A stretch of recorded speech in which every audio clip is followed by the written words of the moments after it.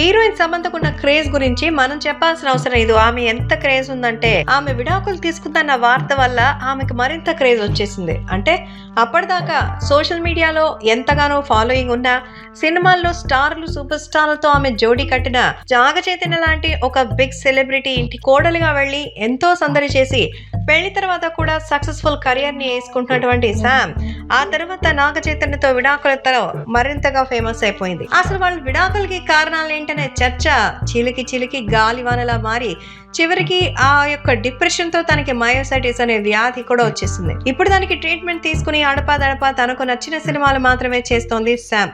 అయితే ఇప్పుడు తాజాగా శామ్ ఇండస్ట్రీకి వచ్చి దాదాపు 13 ఏళ్ల పైన అయిపోయింది. తెలుగు, తమిళ్, కన్నడ లాంగ్వేజ్ లో కూడా ఆమె సినిమాలు చేసింది. సో తన పర్సనల్ లైఫ్ లో వచ్చినటువంటి డిఫరెన్సెస్ వల్ల ఆమె చాలా ఇబ్బంది పడిందన్న సంగతి తెలిసిందే. అయితే తాజాగా తన కారులో వెళ్తూ ఏదో ఓపెన్ చేసినట్టయితే కనిపించింది. దాంట్లో ఒకదాన్ని ఓపెన్ చేసి చూపిస్తే ఫైండ్ హనీ ఆన్ 18 అని రాసుంది. దీంతో అభిమానులు ఊపిరి పీల్చుకున్నారు.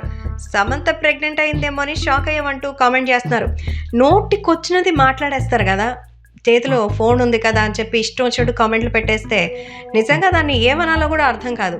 ఒక పేపర్ చూపించింది, అది ప్రెగ్నెన్సీ కిట్ అని మీరే అనేసుకుంటే అసలు ఎట్లొస్తాయి అట్లాంటి థాట్స్ అయితే నాకు అర్థం కావడం లేదంటూ మండిపడుతున్నారు శామ్ ఫ్యాన్స్.